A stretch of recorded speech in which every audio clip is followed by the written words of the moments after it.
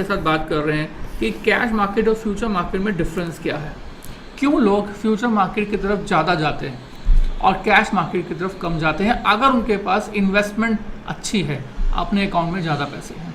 ठीक है, सबसे पहले आपको बता दूं एक्सपायरी।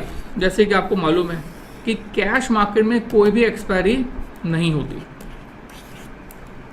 कैश मार्केट में कोई भी एक्सपायरी नहीं होती ना भाई। आपने अगर रिलायंस कंपनी का शेयर परचेज किया तो रिलायंस कंपनी के शेयर आपके डीमैट अकाउंट में क्रेडिट हो जाएंगे और वो तब तक रहेंगे जब तक उनको बेचते नहीं हो, चाहे आप उनको 1 साल के बाद बेचो, 2 साल के बाद बेचो, 10 साल के बाद बेचो, 20 साल के बाद बेचो। अगर कंपनी चल रही है तो रिलायंस कंपनी के शेयर्स के आप मालिक हमेशा बने रहोगे, इसमें कोई भी एक्सपायरी नहीं है, राइट। बट फ्यूचर मार्केट में ऐसा कभी नहीं होता। फ्यूचर मार्केट में एक एक्सपायरी होती है, expiry date fixed with contract. Future market में एक्सपायरी डेट होती है और वो कॉन्ट्रैक्ट जब भी एग्जीक्यूट स्टार्ट किया जाता है वैसे ही उस एक्सपायरी को भी पहले से ही मेंशन होता है। पहला डिफरेंस। दूसरा, अब ये दूसरा जो पॉइंट है ना, यही बेसिकली हमारे फ्यूचर कॉन्ट्रैक्ट्स को ज़्यादा अट्रैक्टिव बनाता है। अभी जैसे आपसे मैं बात कर रहा था कि फ्यूचर कॉन्ट्रैक्ट क्यों लोगे जब उसमें प्रॉफिट कम हो, आपको दिख रहा है तो because of this point. Margin money किसे कहते हैं कि सपोज करो आपको रिलायंस कंपनी के शेयर परचेज करने हैं, 2680 का शेयर का आज का प्राइस है, लेट से आपको 250 शेयर परचेज करने हैं। अगर आपको 250 शेयर परचेज करने हैं तो आपको आपके अकाउंट में कितना पैसा चाहिए, 250 मल्टीप्लाई बाय 2680, यानी कि ये हो गया 6,70,000 रुपये। तो आपके अकाउंट में 6,70,000 रुपये होगा तो आप रिलायंस कंपनी के 250 शेयर परचेज कर सकते हो और ये शेयर्स आपके अकाउंट में क्रेडिट हो जाएंगे। ठीक है, बट फ्यूचर कॉन्ट्रैक्ट में ऐसा नहीं होता। फ्यूचर कॉन्ट्रैक्ट में अगर आप शेयर्स परचेज करना चाहते हो तो आपको 100% मार्जिन की जरूरत नहीं होती, आपको मार्जिन मनी कम चाहिए होती है। मोटा मैंने 50% लिख दिया। It depends on the stock to stock. जितने ज़्यादा रिस्कियर स्टॉक होते हैं मार्जिन मनी ज़्यादा होती है, जितने कम रिस्कियर स्टॉक होते हैं उसमें मार्जिन मनी भी कम होती है।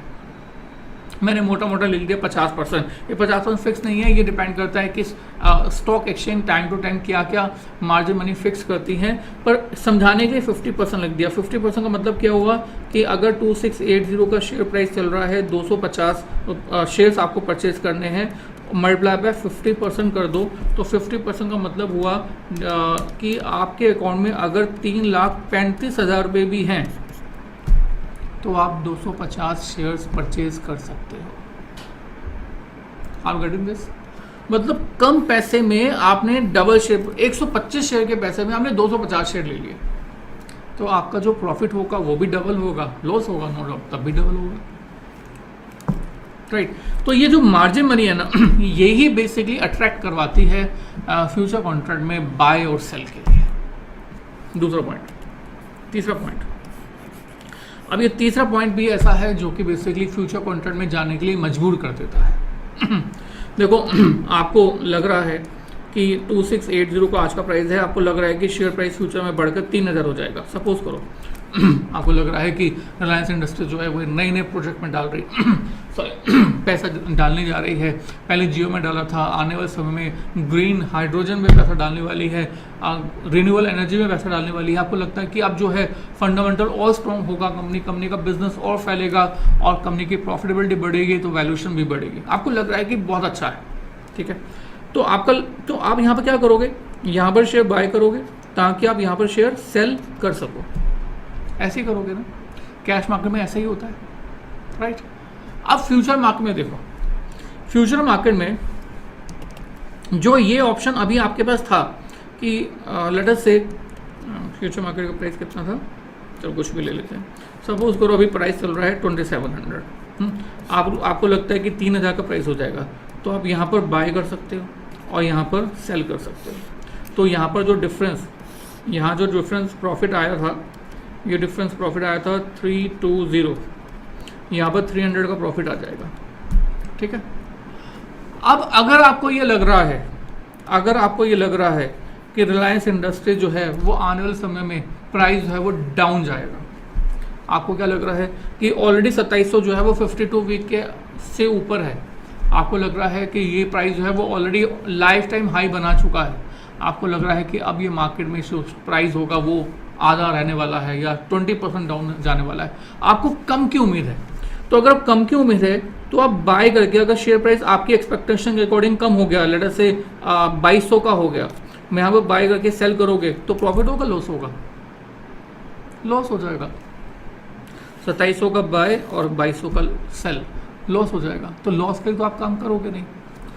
फ्यूचर मार्केट में आप बाय और सेल ना करके आप क्या कर सकते हो, यहाँ पर आप सेल कर दो और यहाँ पर बाय कर सकते हो।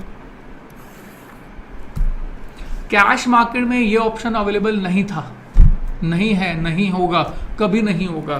कैश मार्केट में तो सिर्फ एक ही ऑप्शन अवेलेबल होता है कि पहले बाय करो उसके बाद आपको सेल करना होगा। फ्यूचर मार्केट में आप पहले सेल करके बाद में भी, यानी कि एक्सपायरी डेट पर भी बाय कर सकते हो। Are you getting this? ये जो सबसे पहले हमने किया ना, इसको हम बोलते हैं लॉन्ग पोजीशन, और ये जो हमने किया इसको बोलते हैं शॉर्ट पोजीशन। कैश मार्केट में भी हमने बाय करके जो सेल किया इसको बोलते हैं लॉन्ग पोजीशन। हम कैश मार्केट में सिर्फ और सिर्फ लॉन्ग पोजीशन बना सकते हैं। हम फ्यूचर मार्केट के अंदर, हम फ्यूचर मार्केट में लॉन्ग पोजीशन साथ से साथ शॉर्ट पोजीशन भी बना सकते हैं।